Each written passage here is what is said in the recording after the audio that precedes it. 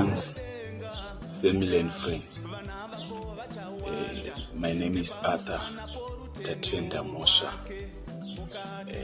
Sitari Music, Arthur T. For now, takutaura kuti tavane 8 years in music industry.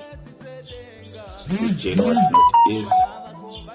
My challenges akasiyana, but with the grace, still stands.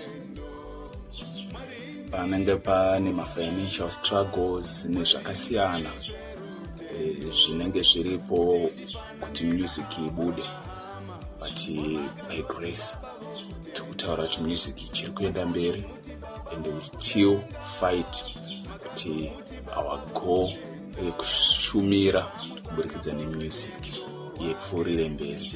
With the grace of God, I love you and I love your support. I love those who stand with me and those who stand also with me in future. Ewa music ticharamba tichiimba, Omega Gospel, Omega Trumpet Gospels inoramba yakamira. Ma compositions aripo akawanda, ma new release, ma videos,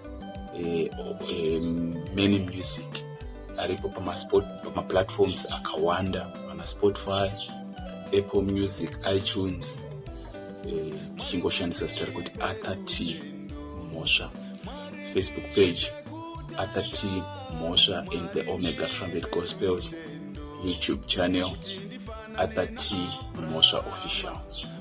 Pama platforms akaita sana Twitter, Instagram, tiripo pama platforms here. God bless you. Thank you.